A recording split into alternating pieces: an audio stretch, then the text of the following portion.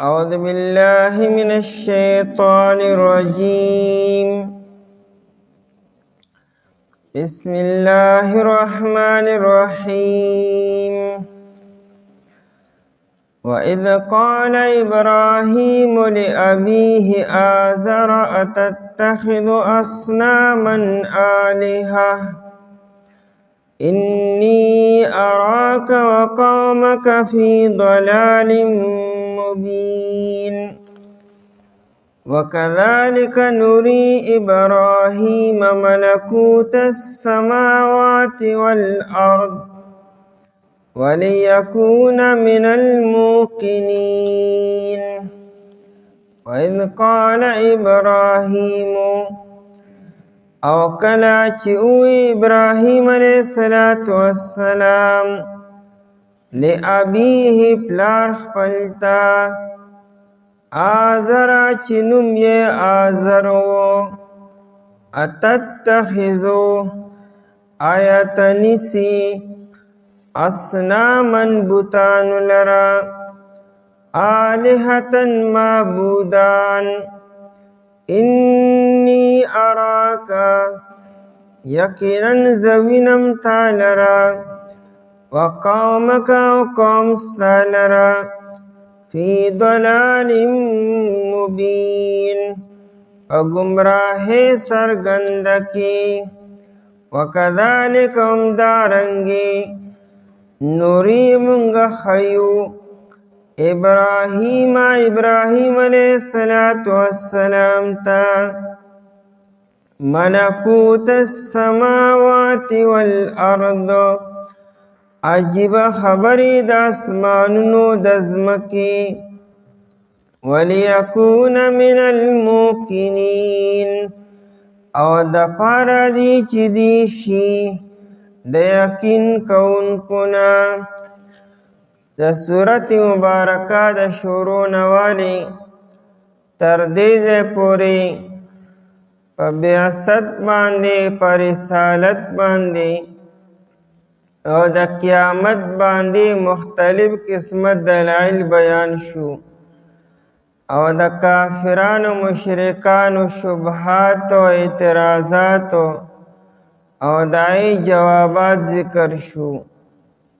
او د دې زناخوا مختلف انبیاء کرام علیهم السلام ذکر کی چې نبی علیہ السلام یوازې نبی نه دی، د نبی علیہ السلام نه مخکې انبیاء کرام علیهم السلام راغلي دي او په دغه انبیاء کرام علیهم السلام کې یو لوی نبی حضرت ابراہیم علیہ السلام دے. ابراہیم علیہ السلام د نبی علیہ السلام په والدینو کې دی، یعنی په آبا او اجداد کې دی. ابراہیم علیہ السلام یو داسې شخصیت دی چې یهود یې مني، عیسایان یې مني، مشرکان و کافران یې مني او مسلمانان یې هم مني. دا څلور لوی قومونه دي، مذهبونه دي. یهود هم وی چې ابراهیم علیه السلام په توحید باندې و، او یهود وی چې موږ د ابراهیم علیه السلام په ملت باندې یو. نصارا هم دا دعوه کوله چې موږ د ابراهیم علیه السلام په ملت باندې یو. دغه قرآن کریم رد کو ما کان ابراهیم یهودیا ولا نصرانیا ولکن کان حنیفا مسلما. ابراهیم علیه السلام نه یهودی و نه نصرانی و بلکې هغه تابعدار او په دین د توحید باندې و. مشرکان و کافران بموی چې نحنو ابراهیمیون، موږ د ابراهیم علیه السلام اولادم یو، دغه په ملت باندې یو. نو قرآن کریمی ولم یک من المشرکین ان ابراهیم کان امة قانتا لله حنیفا وما کان من المشرکین. ابراهیم علیہ السلام ہو په حنیف او په توحید باندې او چته شرک نری کړي. نو په مشرکانو په کافرانو باندې مراد شو چې تاسو خو شرک کوئ.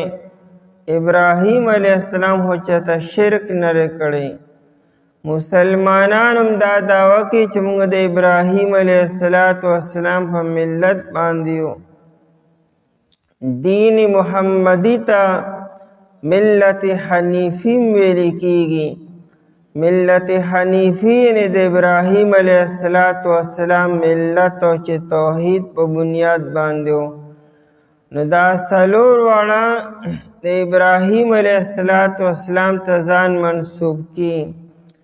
دلته د ابراهیم علیہ السلام ذکر کی او مخاطب یې مشرکان او کافران دي چې تاسو ځان ته د ابراهیم علیہ السلام اولاد وای او د هغې ته ځان منسوب کوئ. نو سوچ وکئ چې ابراهیم علیہ السلام خو شرک نه دی کړی او بت پرستی نه ده کړې. د ابراهیم علیہ السلام د هجرت بنیاد هم دک و. کنی ابراهیم علیہ السلام هو په عراق کې اوسېدو. دا دې ملک شام ته ولې لړو؟ خو د هغې وجه دا وه چې پلار یې او قوم یې بت پرستۍ کې و او هغه بت پرستی نه کوله.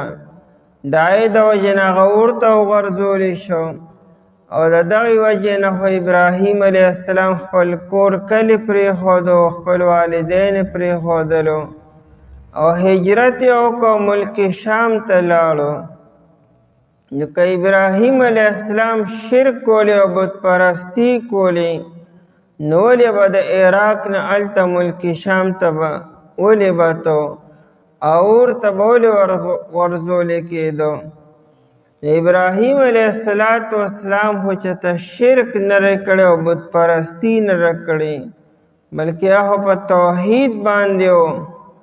نو تاسو څنګه هغه ته ځان منسوب کوئ؟ ابراهیم علیہ السلام باره کې ذکر چاته مونږ د اسمانونو د ځمکې عجایب او غرایب ورته وښودلو دپاره دی چې هغه نورم یقین یا نورم مضبوط شي، ځکه د هغه مقابله ډېرو غټو غټو خلکو سره وه. ابراهیم علیہ السلام خپل پلار یې مخالف و، خاندان یې دغه مخالف و او قوم یې مخالف و، بادشاه مخالف و. په هغه زمانه کې به خلکو د ستورو بندګي هم کوله او د بوتانو بندګي به هم کوله. د ابراهیم علیہ السلام چې کوم قوم دی دی په دې دواړو قسمه ګمراهۍ کې مبتلا و. د ستورو عبادت کې مو په اسمان کې ستوري او په ځمکه باندې بوتانو. یو عجیبه خبره دا وه چې والد صاحب یې د بتخانې مشر و مجاور و، دای نگران او سردار هم د بتخانې د ابراهیم علیہ السلام والد صاحب دی. د ابراهیم علیہ السلام د خپل کور نه شروع کړه. لومبی والد صاحب یې پویه کړی دی، هغه ته دعوت ورکړی دی او د هغې نه بعد بیا قوم ته دعوت ورکړی دی او بادشاه سره مقابله راغلی ده چې هغه زمانه کې نمرود و. نمرود سره مناظرې شوي دي او دلایل یې ورته بیان کړي دي. خو د الله شان دی چې هیچا په ایمان نه دی راوړی، صرف خپلې بیبي ساره رضی الله تعالی عنها او خپل د تره زوی چې لوط علیہ السلام دی، دې دوو هستو چې یو زنانه ده او یو نارینه دی، ابراهیم علیہ السلام باندې ایمان راوړی دی او دې نه علاوه چا په ایمان نه دی راوړی. او بیا ابراهیم علیه السلام هجرت وکړو د عراق نه لاړو ملک شام ته او ځان سره خپله بیبي ساره رضی الله عنها هم بوتله او د تره زوی چې لوط علیه السلام د هغې نه سره بوتو باقي قوم کې چا ایمان پې نه دی راوړی. وَإِذْ قَالَ إِبْرَاهِيمُ او کله چې وی ابراهیم علیه السلام دا ابراهیم لفظ چې دی دا د ابن رحیم نه جوړ شوی دی. ابن رحیم نو مهربانه او مشفق پلار ته ویل کیږي. په ابراهیم علیه السلام کې ډېر زیات شفقت او مهرباني وه نو ځکه ورته ابراهیم ویل کیږي. لابیه پلار خپل ته دا ابراهیم علیه السلام په کنعان د عراق کې اوسېدو. په عراق کې بابل ښارو او په بابل ښار کې یو کلی وورو الف او واو او را سره وور دا کلدانیو هلته کې ابراهیم علیه السلام اوسېدو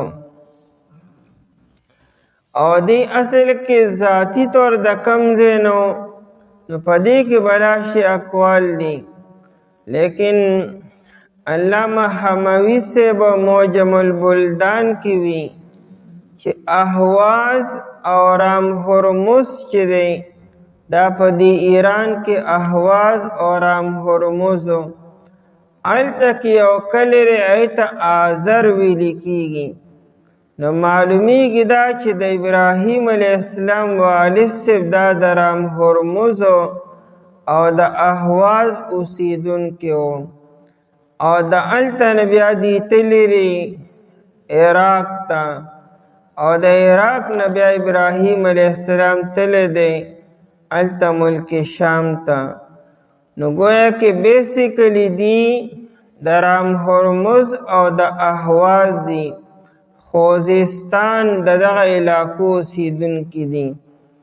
د ابراهیم علیه السلام خپل پلار ته ووی چې کله نبوت ورته میلاو شو ذمه داري ورته حواله شوه نو لومبنی کار به د کوره شروع کړي.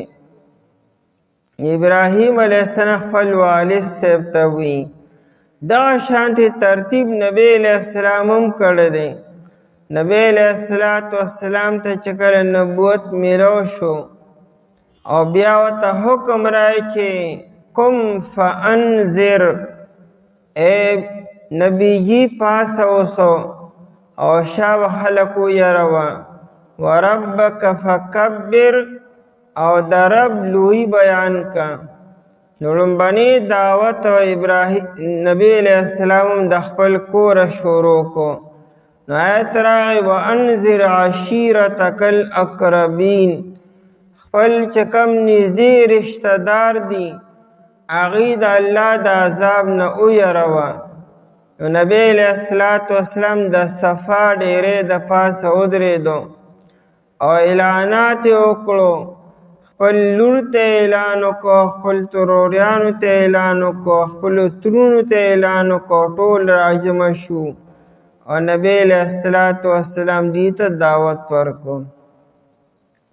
دغه شانتې ابراهیم علیہ السلام هم لومبی خپل پلار ته دعوت ورکړی دی.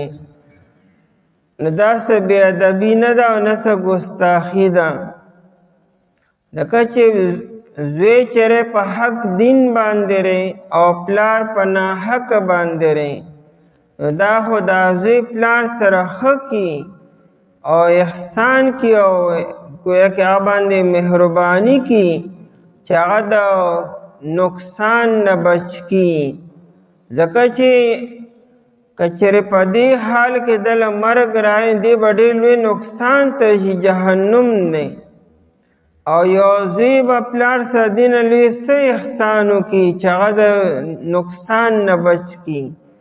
نو دا ابراهیم علیه السلام چې پلار ته دعوت ورکړي داسې بې ادبي نه راکړي او نه څه ګستاهي کړ بلکې الټا ډېر غټ حق ادا کړی د پلارو چې هغه د جهنم نه بچ کو ناته دعوت ورکو لابیه پلار خپل ته دا پلار یې څوک آزر چې نوم یې آزر و د ابراهیم علیه السلام د والد صاحب نوم آزر دی دا آزر یې نوم دی نو دې کې د علماو اختلاف دی چې آیا د نوم آزر و او کنه نوم یې تارخ و علامه ابن عاشور رحمت الله علیه دې ته ترجیح ورکړې ده چې د ابراهیم علیه السلام د والد صاحب نوم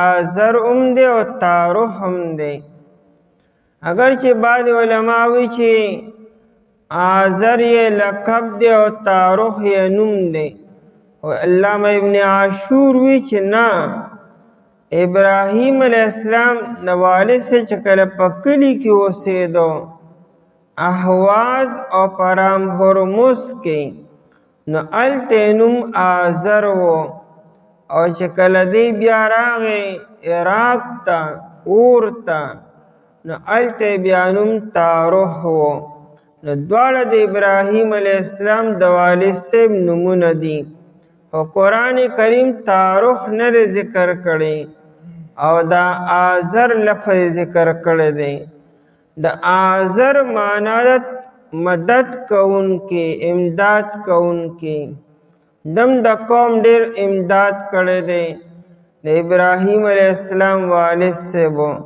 ځکه ورته آزر ویل کیږي د آزر بل معنا بوډا هم راځي هرم بوډاوالی هم راځي نو ابیه پلار خپل ته آزر چې آزر و یا نوم تارخ او یا نوم چې کوم دی نو آزر دی یا نوم تارخ دی او په آزر باندې مشهور دی لقب یې دی داسې کیږي چې د انسان یو پیدایشي نوم وي او بیا وروسته دی په دنیا کې یو کمال پیدا کی په یو هنر کې په یو فن کې او په یو علم کې په بل نوم باندې مشهور شي یعقوب علیه السلام ته اسرائیل ویل کیږي نوم یې یعقوب دی او په اسرائیل باندې مشهور دی دایي چې یو انسان په دو نومونو باندې مشهور شي ابراهیم علیه السلام خپل والد صاحب آزر ته وی بعض علما فرمایي چې نه دی ترو دا آزر د ابراهیم علیه السلام والد صاحب نه دی پلاروی تارخ دی او دا آزر یې تره دی او دا تره کافر او مشرک او پلار کافر او مشرک نه دی لیکن دا اهل تشیع حضرات دی ته ترجیح ورکی دا چکم شیعگان حضرات دی دا کوشش کی چې د ابراهیم علیه السلام والد صاحب د مشرک او کافر او بت پرست نشي دا آزر وی دی ترو او پلار نو ولی دا خبره کی ځکه چې نبی علیہ السلام چې د ابراهیم علیہ السلام په نسب کې دی په اولاد کې دی نو که د ابراهیم علیہ السلام والد صاحب کافر او مشرک شي بت پرست شي نو دا یو قسم یو اعتراض به په نبی باندې راشي چې نبی علیہ السلام د یو داسې انسان په اولاد کې دی چې هغه بت پرست او کافر او مشرک و دیو ترجیح ورکی چې دا آزر یې تره دی او د پلار نه دی نو هغې وي چې ګویا کې پلار یې مؤمن و او دا ترې چې دی کافر او مشرک او بت پرست دی بیا که څوک دا اعتراض وکړي چې آیا تره ته پلار ویلی شي ابیه قرآن هو ابیه ویلی دی عمیه هو نه دی ویلی نه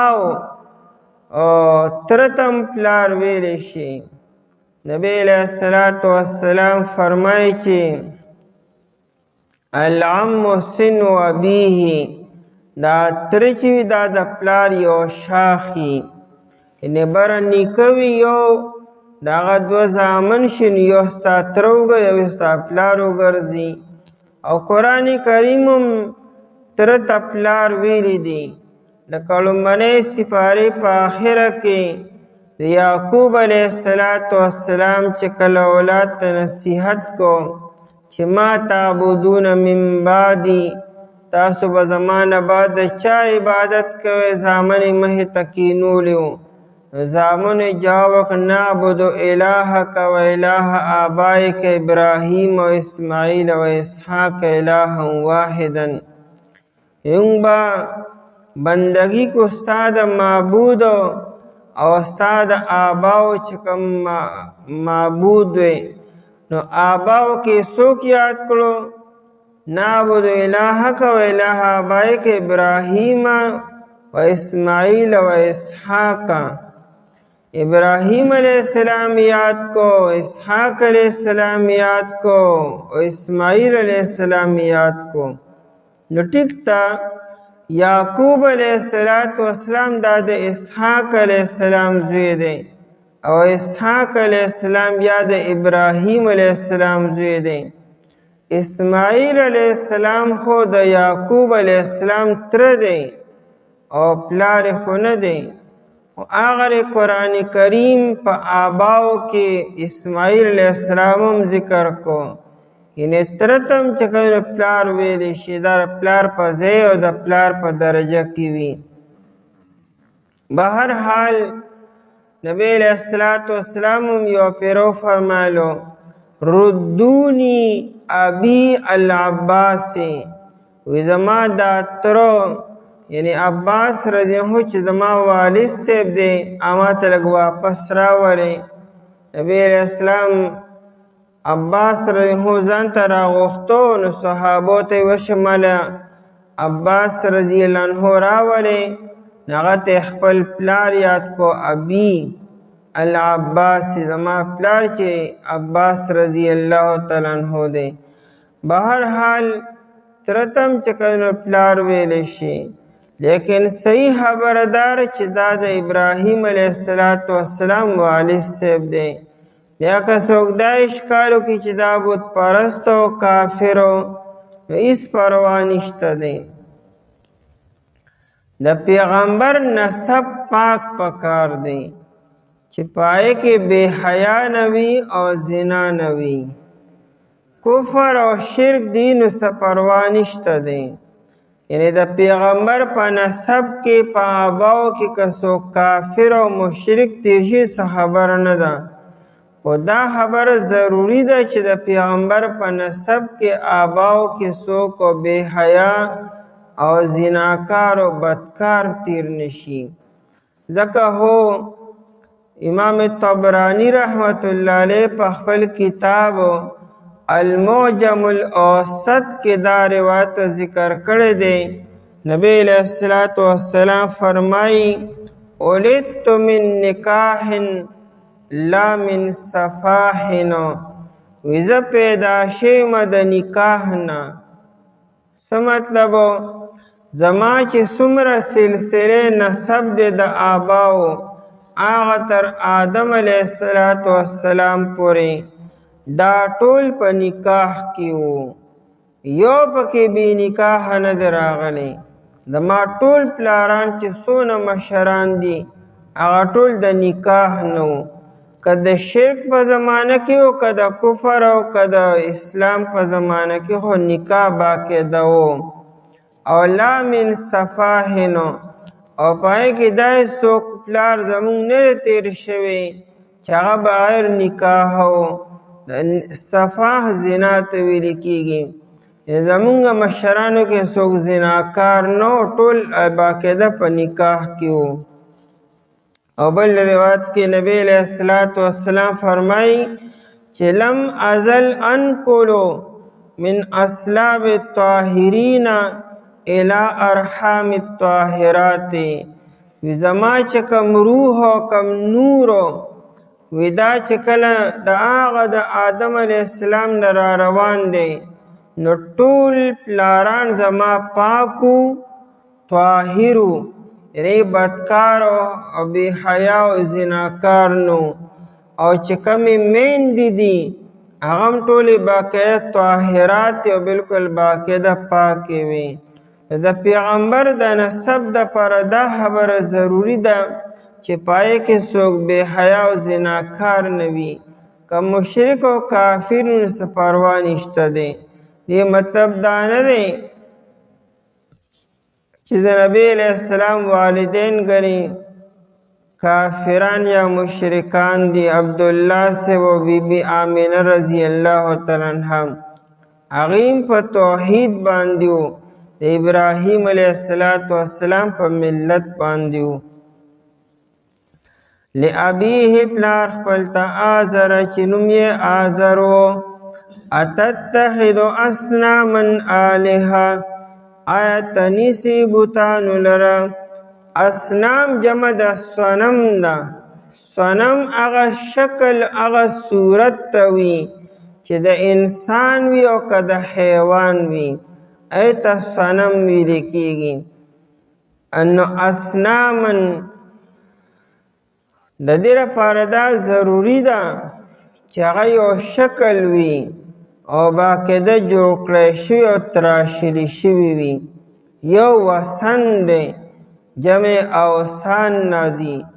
نو وثن بس مطلق یو معبود ته وي که د هغې شکل د بوت وي او که نه وي. یو ګټه ده یو لوټه ده ونه ده ایته هم ته وثن او بوت ویلی شي. لیکن صنم هغه بوتۍ چې باقاعده تراشلي شوي او باقاعده جوړ کړی شوي وي. آلهتن معبودان ویزوی نه چې ته بوتانو د معبودان وی بلا شي بوتانو وی ته دې ته چې کوم معبود وی دا د عبادت قابل دی داسې کې تو جواب دار چې خامخا بوله جواب ورکړي چې او دا زما معبودان دي. نو هغه جواب ورکړي چې او دا معبودان ویما. نو بیا ابراهیم علیه السلام ویلي انی اراک و قومک فی ضلال مبین چې دا خو ډېر د ګمراهۍ خبره ده چې ته یو بېجان څیز ته معبود وایي او د هغه نه د نفع تمه ساتې او د هغه د ضرر نه تیارېږي. دا خو ډېر د ګمراهۍ خبره ده کمعقلتوب خبره ده.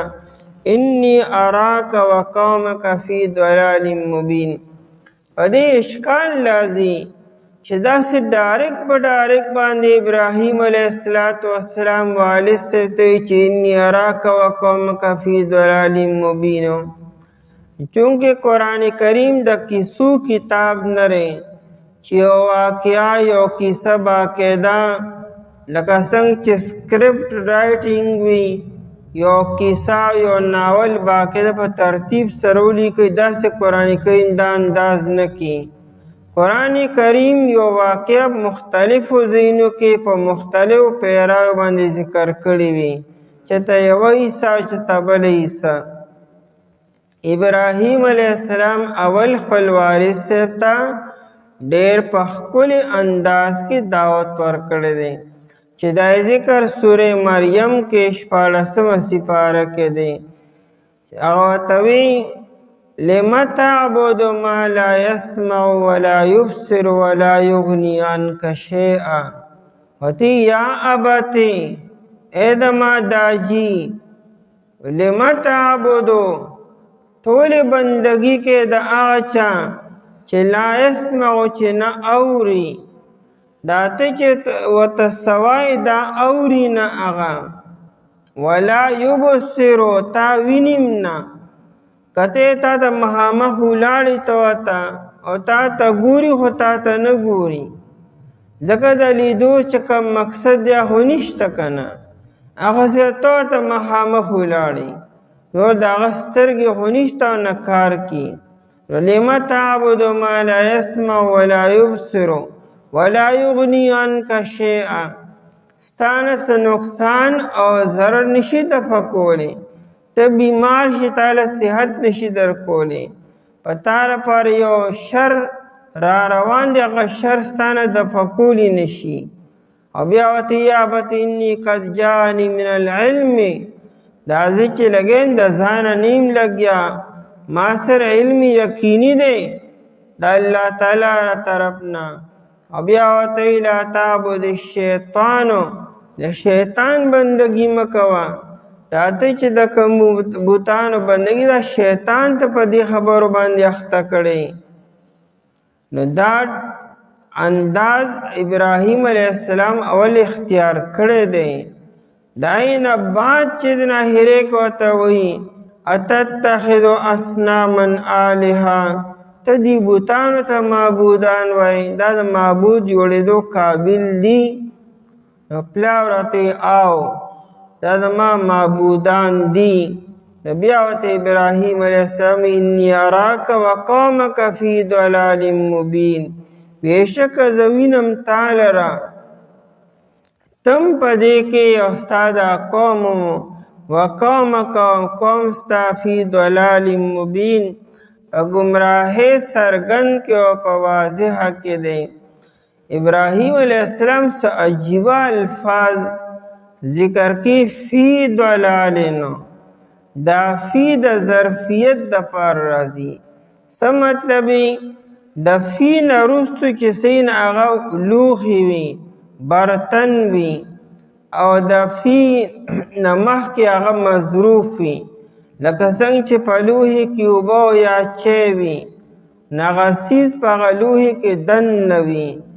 ابراهیم علیه السلام ورته وایي زه ګورم چې گویا کې دا گمراهی چې دا یو لوښی دی، یو مکان دی، او ته پکې مکمل تر سره پورې ډوبې پای لوښي کې، او ته په مکان کې یعنې گویا کې ته په گمراهۍ کې سر نه تر خپو پورې مکمل پټ یې، داسې ځان گمراهۍ کې ملوث کړی دی. انی اراک وقومک فی ضلال مبین، بېشکه زه وینم تا لره او ستا دې قوم لره چې په ګمراهۍ څرګند او واضحه کې دي. وکذلک نوری، په دې آیت کې د ابراهیم علیه السلام شان بیانې چې دغه شان څونه لوی دی. د ابراهیم علیه السلام مناظره شروع ده. دغه آیت کې د ګمراهۍ ذکر وشو د بوتانو.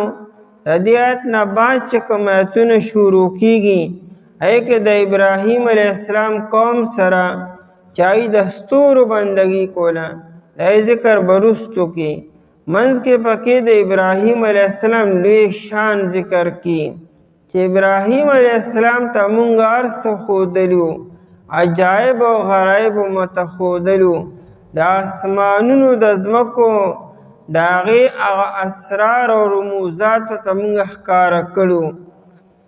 روح المانی لیکلی دی او معالم التنزیل هم لیکلی دی چې ابراهیم علیه السلام د ملک شام کې چې کوم صخره ګټه ده، صخره ای راپاسې ودرو، ابراهیم علیه السلام ته بره ارسو کلو شو، د اسمانونه الله تعالی کلو کړو، تر دې چې ابراهیم علیه السلام تر عرشه پورې دا تمام عالم ولیدو او عرش یې په خپلو سترګو باندې پردې الله تعالی اوچتې کړې.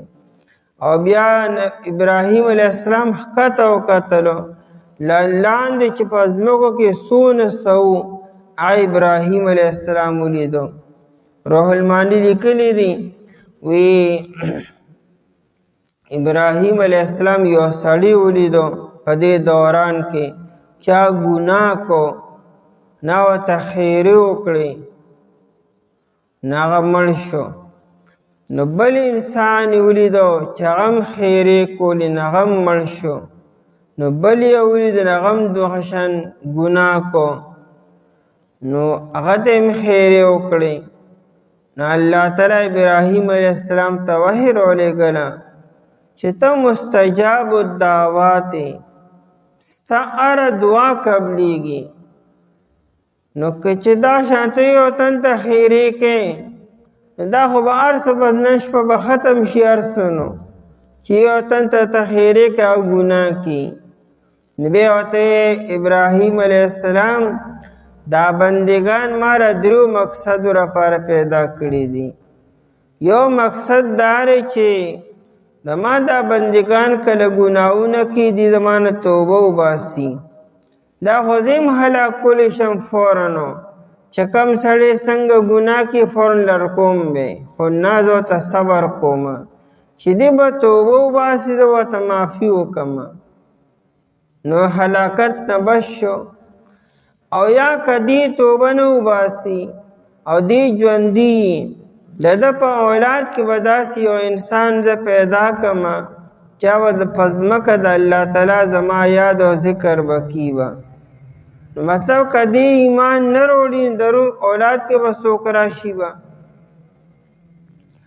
او یا دا که چېرې فرقه دی ایمان نه راوړي د اولاد کې هم څوک پیدا نه شي دی به مړ شي بیا ما له به راشي خواله. نو بیا د ما خپله خوښه ده که بیا یې معاف کوم او که عذاب ول ورکوم. نو ته فورا یو انسان ته خیرې مه کوه. د دې وجې نه کوم انسان له چې الله تعالی اسم اعظم ورکي او یا دې مستجاب الدعوات شي دی به ډېر زیاتو د رحم و کرم نه به کار اخلي. په نه څه خبر به سړی لړکي نه چې خیرې ورته کړي او بس لړکي یې، ځکه چې دا خو به د مخلوق خدا به مکمل ختم شي. نو الله تعالی ابراهیم علیه السلام ته د اسمانونو د ځمکو عجایب ورته وښودلو د دې لپاره چې د ابراهیم علیه السلام یقین نورم مضبوط شي. یو دا چې انسان په خپلو سترګو هر څه وویني، یو دا چې تا صرف اورېدلي نو د اورېدلو ځان له یقین دی او د لیدلو ځان له یقین دی. عیار عجیب بیان چې انسان په سترګو ویني هغه اورېدو سره کوم ځای برابرېږي. ما په خپلو سترګو لیدلی دي. دا حرم شریف مونږ ته څونه خبرې اورو خانه کعبې، خو چې کوم خلک په خپلو سترګو باندې هلته تللي دي د هغې یقین او د اورېدو یقین کوم ځای برابرېږي. وکذلک همدارنګې نوري مونږ ښیو ابراهیم علیه السلام ته، یعنې مخکې مو ته ښودلي دي او اوس ورته هم ښیو آینده کې مو ملکوت السماوات والارض. دا ملکوت کې دعوو ته د مبالغې دپاره دي، مراد ترې عجایب او نشاناتو او اسرارو بادشاهي معنی هم راځي. د اسمانونو او د ځمکو چې کوم عجیبه خبرې وي اسرارو او نشانات هم ورته وښودلو. اوس هغه څه نه خو الله ته معلوم دی چې څه قرآن خدای بیان نه دی کړی. هغه د ابراهیم علیه السلام او د الله تعالی منځ کې خبرې دي. میان عاشق و معشوق رمزیست کرامن کاتبی را هم خبر نیستو. دا خو د عاشق او د معشوق منځ کې خبرې وي، دریم انسان ته نه دی خبرو. الله تعالی ابراهیم علیه السلام ته څه وښودلو دا یې بیان خو قرآن نه کوي، څه ورته وښودلو. هغه ابراهیم علیه السلام ولیدلو الله تعالی ورته وښودلو، او چونکې مونږ د هغې برداشت نشو کولی، نه زمونږ دونه ظرف شته نه دونه علم شته، ځکه قرآن کریم مونږ ته د هغې ذکر اجمالا نه کړو چې بس څه ورته وښودل نو ملکوت السماوات والارض. هغه عجایب عجیبه خبرې د اسمانونو او د ځمکې. ولیکون من الموقنین او د پاره دی چې دی شي د یقین کوونکو نه. یقین کوونکي مخکې مو اوس یقین نورم مضبوط شو. موقنین جمع د موقن ده، او موقن هغه علم ته وایي چې هغې کې ذره برابر شک نی، هغه یقیني علم چې هغې کې شک گنجایش پای کې نی، داسې یقیني او پخته علم. مونږ ته په ډېرو خبرو کې بعض وقت شک پیدا شي، بعضې مسلو کې مونږ ته شک پیدا شي چې دا به څنګه وي، لیکن د پیغمبر علم او بها خاص کر د ابراهیم علیه السلام علم کې ذره برابر په یو مسله کې شک نو. او کله چې و ابراهیم علیه السلام پلار خپل ته چې نوم یې آزرو آیت نیسي بوتان لره معبودان، بېشکه زه وینم تا لره قوم ستا لره په ګمراهۍ څرګنده کې. او دارنګې مونږ ښیو ابراهیم علیه السلام ته عجیبه خبرې د اسمانو د ځمکې او د پاره دي چې دی شي د یقین کوونکو نه. بسم الله الرحمن الرحیم. فلما جن عليه الليل رأى كوكبا قال هذا ربي فلما أفل قال لا أحب الآفلين. فلما رأى القمر بازغا قال هذا ربي فلما أفل قال لئن لم يهدني ربي لأكونن من القوم الضالين. فلما رأى الشمس بازغة قال هذا ربي هذا أكبر. فلما أفلت قال يا قوم إني بريء مما تشركون. إني وجهت وجهي للذي فطر السماوات والأرض حنيفا وما أنا من المشركين.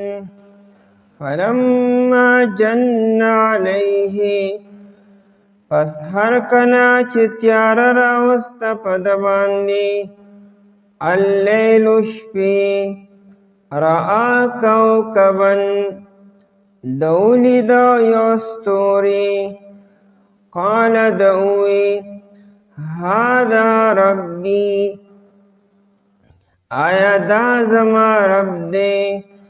فلما افلا پس هر کله چې غایب شو قال اویدو لا احب الآفلین زه محبت نکوم غایبیدونکو سره. فلما رأى القمر پس هر کله چې د اولیده سپوږمۍ لره بازغا راحتن کی قال اویدو هذا ربی آیا دا زما رب دے. فلما افلا پس هر کله چې غایب شو قال اویدو لئن لم يهدني ربی کچره هدایت نکی ما طرف زمان لأكونن من القوم الضالين خامها زبشم دا قوم گمراهانونا. فلما رأى الشمس پس هر کله چې د اولید نور لرا بازغتن په داسې حال کې چې راحتون کې و قال دعوی هذا ربی آیا دا زما رب دے. هذا اکبرو دا ډیر لوی دی په اعتبار د رڼا سره. فلما افلتو پس هر کله چې غایب شو قال اویدو یا قوم اے قوم زما انی بریئن بیشک زو بیزاریم مما تشرکون دا آچانا چی تاسوی شریکان جوڑوئے. انی وجہتو بیشک ما متوجه کړلو وجهیا مخفلو للذی اعزات فطر السماوات والارض چې پیدا کړی دی اسمانونه او ځمکه حنیفن په داسې حال کې چې کلک یم په توحید باندې وما انا من المشرکین او نه یم زه د شرک کوونکو نه. په دې آیتونو کې د حضرت ابراهیم علیه السلام د قوم سره مناظره ده. ابراهیم علیه السلام قوم په دوه قسمه شرک مبتلا و. هغوی به د بتانو بندګیم کوله او د ستورو د انور او د سپوږمۍ بندګي به هم کوله. دی د انور او د سپوږمۍ او د ستورو په شکل باندې په ځمکه باندې بوتان جوړ کړي وو، د سرو نه او د سپینو نه او د ګټو نه او دارنګې د لرګي نه. نو د ستورو بندګي به هم کوله او د مخامخو بوتانو بندګي به هم کوله. د بوتانو د بیزارۍ اعلان ابراهیم علیه السلام مخکې آیتونو کې وکړو چې انی اراک و قومک فی ضلال مبین.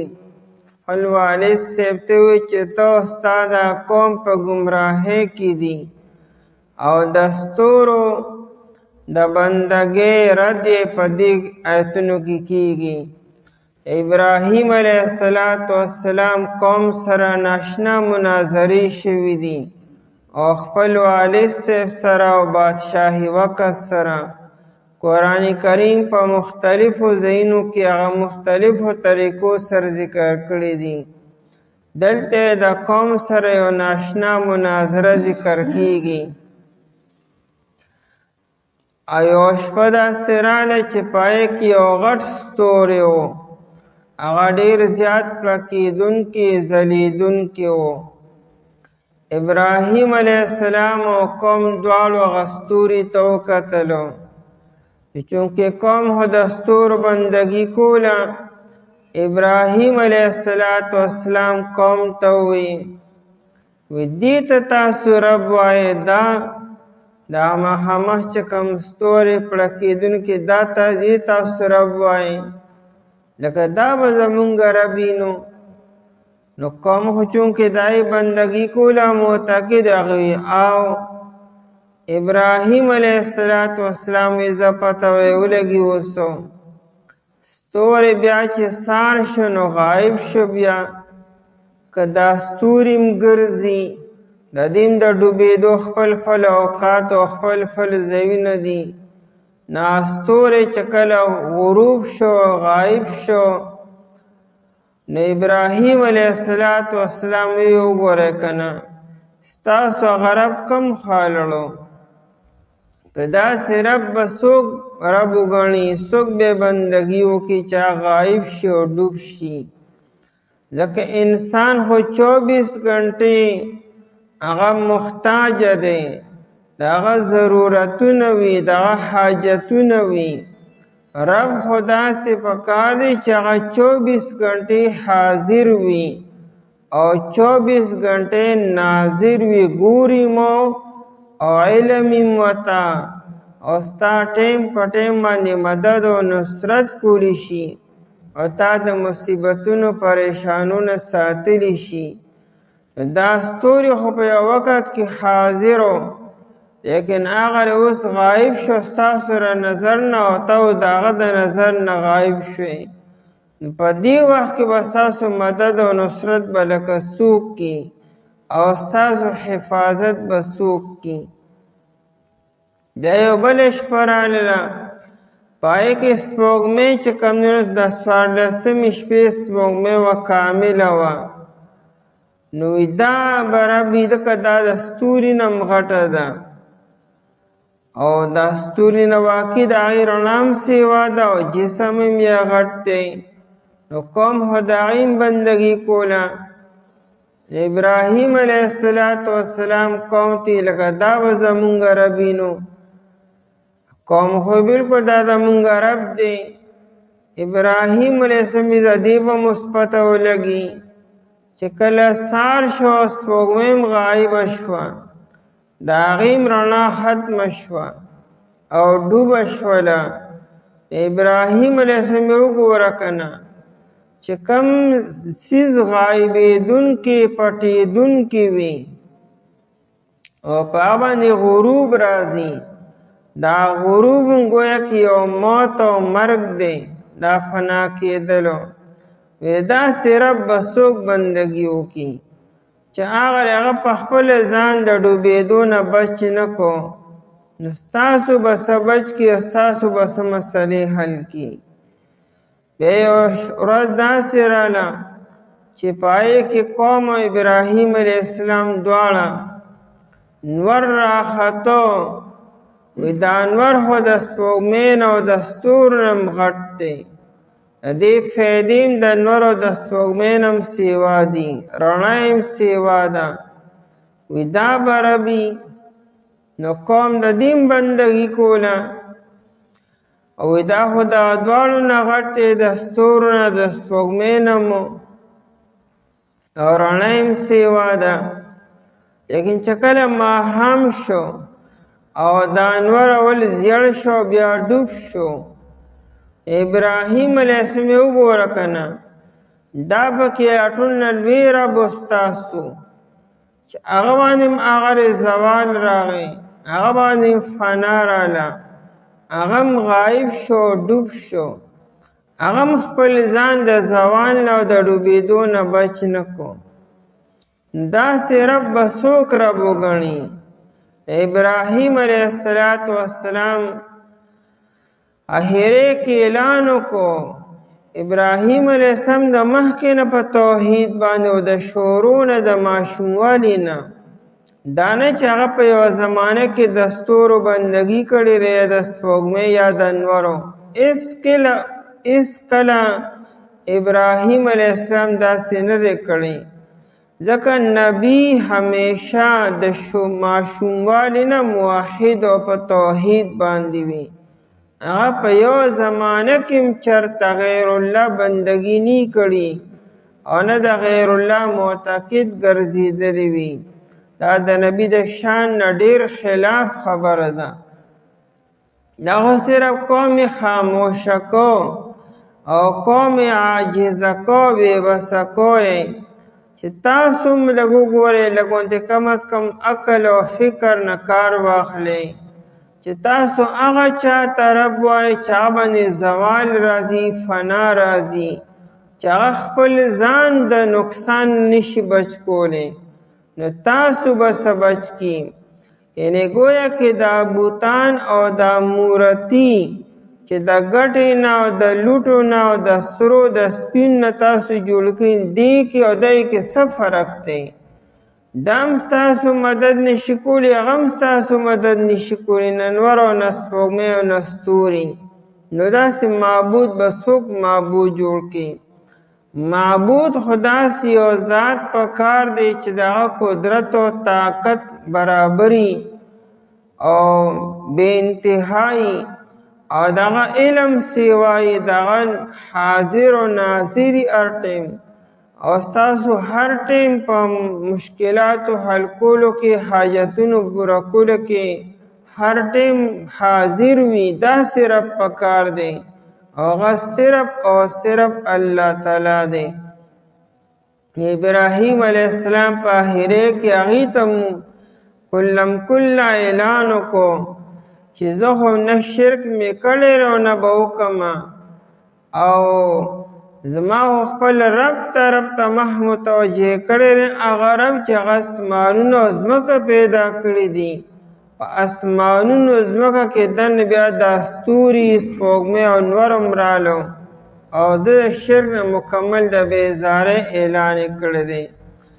ابراهیم علیه السلام له الله تعالی ناشنا ملکه ورکړې وه، د قوم د پویه کولو، د سمجا وهلو په مختلفو طریقو سره، مختلفو پیرایو سره نو کله قوم سره یو شان انداز کې مناظره، کله بل شان انداز کې مناظره او گفتگو، په نرم انداز کې او په مدلل انداز کې او په مثالونو سره او په مشاهده سره چې دا قوم پوه شي او دی هدایت قبول کړي او دی ایمان نوړي. لیکن قوم گمراه او گمراه پاتې شو. فلما پس هر کلا جن علیه اللیل چې تیار کړله په ده باندې شپې چې کله په ده باندې تیار کړله نو شپه خو په هر چا باندې تیاره راولي. معلومیږي دا چې ابراهیم علیه السلام په کلو میدان کې و، په کمره کې دننه او په کور کې دننه نو. قوم مخامخ و، ابراهیم علیه السلام مخامخ و. داسې یو خاصه شپه نه وه، خو به دی په یو شپه کې یو ځای شوي دي، قوم مو ابراهیم علیه السلام مو.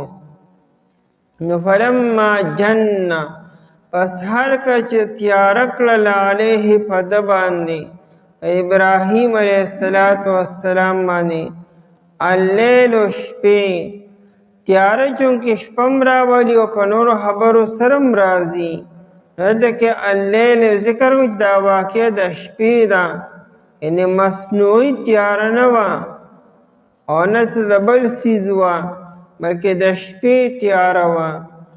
انو رأى کوكبنو دا جن چې دی په دې کې د پټوالي معنا ده. امام راغب رحمت الله علیه فرمایي چې دا جن هغه ځای کې استعمالیږي چې کله د سترګو نه پټوالی راشي، نه یو څه تا ته په سترګو باندې نه ښکاري، نه هغې لپاره جن راځي. دا جیم او نون او نونو، جیم او دو نونه، دا چې په کومه کلمه کې مراشي، په کوم لفظ کې مراشي، نو هغې کې به د سترګو نه د پټوالي معنا پرته وي. جیم او دواړه نونه لکه جنین هغه ماشوم ته وي چې د مور په هیټه باندې وي، نام د سترګو د نظر نه پناه وي. او دارنګې جناتو ته جن ته جن ځکه وي چې دام د انسان د سترګو نه پناه وي، په پرده کې وي، انسان ته نه ښکاري. دارنګې جنت تم جنت ځکه دا دې وخت کې سترګو نه پناه دی. او دارنګې جنت هغه باغ تم وي چې د هغې ونې دومره ډېرې وي او نږدې وي او د هغې څانګې او پاڼې یو بل کې ننوتې وي، چې هغې کې دننه څوکۍ چې تا ته نه ښکاري د ډېرو ونو د لاسه، هغې ته هم جنت ځکه ویلې کېږي. دارنګې عربۍ کې دې زړه ته جنان وي، نو دا زړه هم د سترګو نه پرده کړي او پناه دې په سترګو نه ښکاري. او دارنګې جنتون ډال ته وي، ډالو دې ډال ته هم جنتون ځکه وي چې د هغې شاته څوک ولاړي نو هغه تا ته په سترګو باندې په نظر باندې نه ښکاري. په دې کې د پټوالي معنا پرته خو چې د سترګو نه پټ وي. فلما جن علیه اللیل پس هر کله چې تیاره راوسته یا تیاره کړله علیه په ده باندې اللیل شپې نو رأى کوكبنو د ولید کوكبن یو ستوری. کوكب جمع کواکب راځي، غټ ستوري ته کوكب ویل کېږي او عام ستورو ته النجم ویل کېږي. نو د یو عام ستوري نه دی لیدلی، یو غټ او خاص ستوري لیدلی دی. دا ستوري بیا کم یو؟ ابن عباس رضی الله تعالی عنہ فرمایي چې دا ستوري مشتری و، او دویم علی ابن زید وی چې نه دا زهره ستوري و. نو که هر یو لیکن یو غټ ستوری و چې ډېر منور او کامل او خلکو ته ښکارېدو او د هغه رڼا د نورو ستورو نه امتیازي وه، نو دغه ستوري یاد کو. ورنه ستوري خو هره شپه وي او هر یو ستوري رڼا کی، لیکن دا ستوري د عامو ستورو په شانتي نه. نو قال ابراهیم علیه السلام وی هذا ربی، لفظی معنی خدا سره چې دا زما رب دی.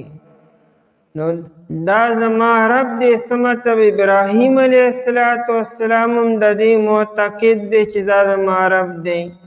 ایسا خو انسان کافر کیږي په داسې الفاظ سره چې انسان د الله نه ما سوا بل چاته وي چې دا زما رب دی.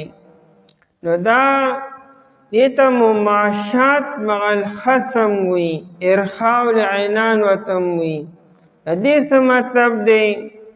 ستا یو فریق دی، یو مخالف فریق دی، هغه تا سره هسې نه مني، ته د هغه د قایله کولو دپاره او د هغه د اماده کولو دپاره څه ټیمه پورې دا خبره هغه سره ومني، خو ستا مقصود د هغه دغه ني، د هغه خبره منل ني، د هغه صرف راګیرولی او د هغه راچول مقصودي او د هغه قایله کول مقصودي. ته یې د ټیک د ستا به ونو لږ ساعت دپاره زه فرض که داسې خبره ده او بیا چې هغه تا سره موافق شي او بیا یې ته ناسه په دلیل سره راوایې چې ځان ته او دغه ته خاموشه کړي، دې ته مماشات مع الخصم وي. مماشات تللو ته وي، یعنی خپل فریق مخالف سره تللو، خو مقصود د هغه موافقت ني، مقصود د هغه قایله کول او خاموشه کولی. ابراهیم علیه السلام ته هذا ربی، یعنی هذا ربی، آیا دا زما رب دی؟ نو خلق خو د دې معتقدو خلکو دا خیال چې کنه ابراهیم علیه السلام هم زمون موافقت وکړو او هغه هم دې ستوري ته معبود وایي. یا ابراهیم علیه السلام چې هذا ربی فی زعمکم، دا زما رب دی ستاسو په ګمان کې، یعنی ستاسو خیال او ګمان دار چې دا د ټولو رب دی، په ټولو کې زم یم نه زما هم ربي، ته دا وایې زما باره کې، مطلب زه خو نه یم داسې، خو تا زما باره کې دا وایې. نو زه ټیک ته پته به اوس ولګي که نه چې دا رب کیدی شي او که نه شي کیدی. او امام رازي رحمت الله علیه وی چې اصل کې ابراهیم علیه السلام لکه څنګه چې مکره انسانی چې چا باندې زبردستی وکړی شي، نو په حالت اکراه کې د کفر کلمه ویل په خوله باندې جایز دي، چې پړه کې ستا د کفر کلمه ني او د زړه نه وي او نه مني، صرف په خوله باندې ووایې چې د خلکو نه ځان بچ کړي، دا جایز دي. قرآن کریم دې بیان کړی دی 14 سپاره کې په سورة النحل کې الا من اکره وقلبه مطمئن بالایمان، چې انسان یو ځای کې گیر شو او بل سلار تا سره نشته، نو د ځان بچ کولو دپاره ته د کفر کلمه په خوله باندې ویلی شي چې ځان د قتل نه بچ کړي.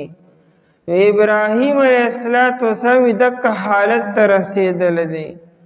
قوم په هیڅ یو طریقې سره د ابراهیم علیه السلام خبره د سره اورېدلم نه، یعنی دعوت ورکول خو ډېر لویه خبره ده، قوم د سره تیارېدل چې موږ ستا خبره واورو.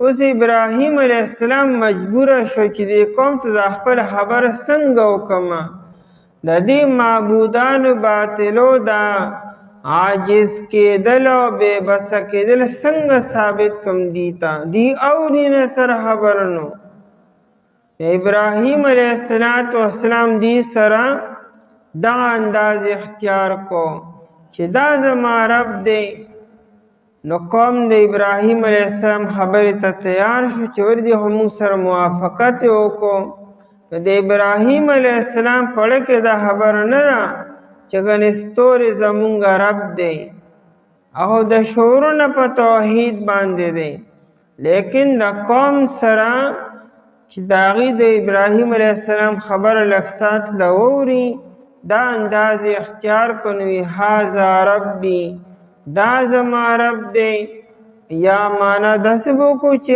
هذا ربي دا زما رب دی نو فلما افلا چې کله غایب شو دغه ستوري افلا د ستوري د غایبېدو لپاره راځي په اسمان کې ستوري دی یا نور دی چې نور یا ستوري غایب شي او پټ شي هغې لپاره افله راځي او د نور او د سپوږمۍ یعنې د اسمان چې کوم مخلوقات دي د هغې نه علاوه د بل چا د په غایبېدو د پټېدو لپاره افله نه راځي که یو انسان د نظر نه پناه ته به دنه چې افل الانسانو انسان پناه شو غایب شو دا به نه وایي ای لپاره به نور غاب الانسانو به وایي او نور او سپوږمۍ او ستوري چې کله دا غایب شي او ډوب شي ای لپاره ویه ته افله وایي د عربۍ ژبې دا کمال دی چې د هر ځای دپاره د هر سیز دپاره ځان له الفاظ دي زمونږ پښتو یا اردو یا د عربۍ نه علاوه هره ژبه چې ده دا ډېره محدوده ده د دې لمن ډېره تنګه ده یو لفظ مونږ د هر څه لپاره استعمالو د عربۍ ژبې دا کمال دی چې پر خپل الفاظ دي نو افله د اسمان چې کوم مخلوقات دي دای د ډوبېدو د پټېدو دپاره افله راځي خو افله هغه ځای کې راځي چې بلکل غایب شي دا نه چې ستورو ته مخامخ وریځ راله دا وخت کې به ته افله نه وایې افله النجمو لکه د وریځې نه پناه شو نه خو ستوري موجود دی دا چې کله دا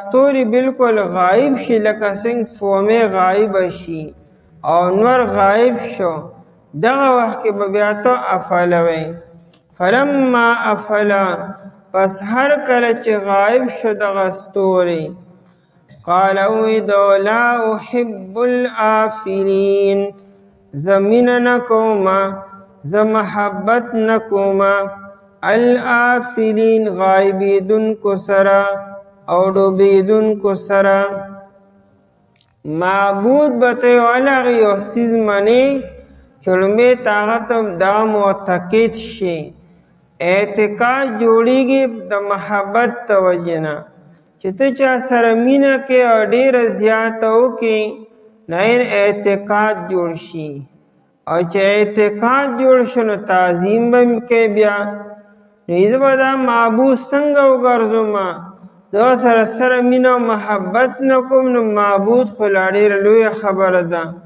او اعتقاد او تعظیم خو لا ډېره لویه خبره ده لا احب الآفلین زمین او محبت نه کومه د غایبېدونکو د ډوبېدونکو سره دا د دعوت یو طریقه ده مطلب تاسو هم داسې وکئ تاسو هم زما په شان شئ تاسو هم دې سره مینه مه کوئ او تعظیم یې مه کوئ بس د الله یو مخلوق یې وګڼئ چې دا یو ستوری د الله یو مخلوق دی او الله تعالی د یو فایدې لپاره پیدا کړی دی خو د دې نه علاوه د ده بل څه حیثیت نشته چې دا ګنې معبود دی او یا د حد نه زیات تعظیم یې پکار دی د ستورو نه مونږ انکار نه کوو ستوري خو مونږ هم منو او د الله یو مخلوق یې منو او رڼا ورکي الله تعالی د یو خاص مقصد او د فایدې لپاره پیدا کړي دغه مونږ منو. باقی دار چې د حد نه زیات تعظیم مونږ نه کو، دارنګه معبود نه ګڼو، د نه ګڼو چې دې غني په دنیا کې څه تاثیرات دي. د ستورو هیڅ قسمه تاثیرات د چا په نصیب او د چا په قسمت کې نشته. نن سبا دنیا کې دام ماهرین علم نجوم راغلی دي، وستا سیاره په گردش کې را وستا ستوري په گردش کې رې. ستورو کې الله تعالی چا قسمت او چا نصیب نه دی خې، د هیچا نصیب او د هیچا قسمت او د هیچا مستقبل او تقدیر دا الله تعالی نه ستورو سره تړلی نه بل مخلوق سره تړلی، دا د الله تعالی تقسیم دی. جف القلم الله تعالی مخکې نه لیکل کړي دي، قلم وشوی دی او صحیفې انغښتلې شوي دي، یعنې الله تعالی د فیصلو کولو نه فارغ شوی دی. او د انسان تقدیر نه په ستورو کې او نه په انور کې او نه په سپوږمۍ کې او نه په یو مخلوق کې دی. د الله سره د انسان تقدیر دی. انسان به الله تعالی راضي کی، خوشحاله کی، به دانه به دعاګانې به کی، الله به د په حق کې د خیر فیصلې کی. د حدیبیې په موقع باندې د شپې باران وشو، چې سار شو نبی علیه الصلاة والسلام فرمایلو وی څه خلک مؤمنان شو څه خلک کافران شو. و چې چا دا ووی چې مطرنا بنوع کذا و کذا، چې چا دا ووی چې پلانکي ستوري مونږ باندې باران وکړو، وی دی کافران شو. جاهلیت کې دا یو تصور و چې باران به وشو نو نوعون یو ستوری و، وی دا پلانکي ستوري مونږ باندې باران وکړو. چې چا دا عقیده وساتله چې دا باران د پلانکي ستوري د وجې نه وشو، وی دی لړه د ایمان نه پاک شو. په صحابو کې چا داسې عقیده نه ساتلې، مطلب که جاهلیت کې چا داسې کړي نه داسې. او چې چا دا وی چې موږ باندې الله باران وورو، د هغې ایمان بچ پاتې شو. نو دا د ستورو د وجې نه دی. نو قال الله احب الآفلین، ابراهیم علیه السلام وی زه محبت نکوما او زمینه نکوما غایبیدونکو سره او ډوبیدونکو سره. فلما رأى القمر، د دې نه بعد یو بله شپه راغله، دا نه چې دا په دغه شپه څه شوي دي چې په دغه شپه سپوږمۍ هم راوخته او په دغه شپه ستوري هم راوخته. ظاهره خبره سپوږمۍ که چېرې د شپې ماښام ټیم راخیږي، لکه د 14مې شپې سپوږمۍ دا ماښام راخیږي، نو دا ټیم ستوري بیا څنګه ښکاري؟ چې سپوږمۍ کامل بیا ستوري نه ښکاري. نو دا او چې سپوږمۍ کامله ني، نو بیا د نیمې شپې به کله راخیږي، کله په آخري حصه کې به راخیږي. نو معلومیږي دا چې دا یو بله شپه ده، دا دقه شپه نه ده. نو سپوږمۍ د ستوري نه هم زیاته غټه ده، جسم هم یې غټ دی، رڼا هم زیاته غټه ده. دا یې فایدې سیوا دي خلکو ته ښکاري. فلما رأى القمر، پس هر کله چې د ولید سپوږمۍ لره، قمر لفظي معنی جواریم ده او لفظي معنی کمیدل هم راځي. د سپوږمۍ ته قمر ولې وایي؟ دا انسان سره جواری کی، په جواری کې کله فایده کمه، کله کمیږي، کله سیوا کیږي. لږ ساعت کې به ستا فایده ډېره ښکاري او کله به کمه شي. نو د سپوږمۍ ته هم قمر ځکه وایي چې دا په یو حال باندې ني، دا هره شپه یا وړیږي یا غټیږي. نن دونه دا سبا دونه شوه سبا دونه شوه بله دونه شوله نو په غټېدو باندې شي تر دې چې 14 شپې باندې مکمل کامله شي او بیا وروسته په کمیدو باندې شي ځکه ورته قمر وایي فلما رأى القمر په یو بله شپه باندې قوم مو ابراهیم علیه السلام مو د سپوږمۍ ولیده او کامله وه نو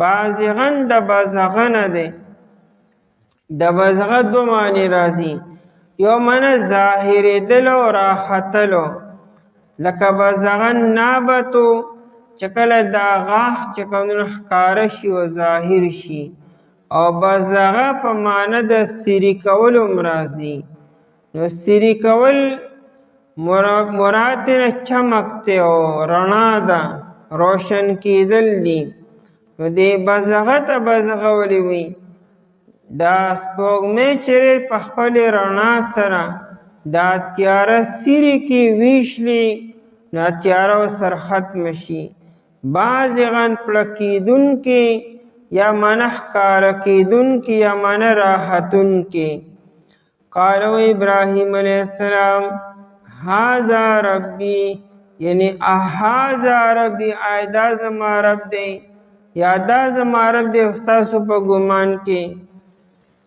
فلما افلا پس هر کله چې غایب شوله هر کله چې سپوږمۍ غایب شوله سپوږمۍ په پښتو کې موږ مؤنث استعمالو او په عربی کې او په اردو کې سپوږمۍ دا مذکر استعمالیږي فلما افلا پس هر کله چې دا سپوږمۍ غایب شوله او ډوب شوله نو قال ابراهیم علیه السلام لئن لم یهدینی ربی کچره هدایت نکی ما ته رب زما کچره ما ته زما رب هدایت نکی د دې مطلب دا نه دی چې ګنې ابراهیم علیه السلام په هدایت باندې نه دی یا ګنې لاره ورته نه معلومه یا ګنې معبود ورته لا نه معلوم چې دا څوک به زما معبود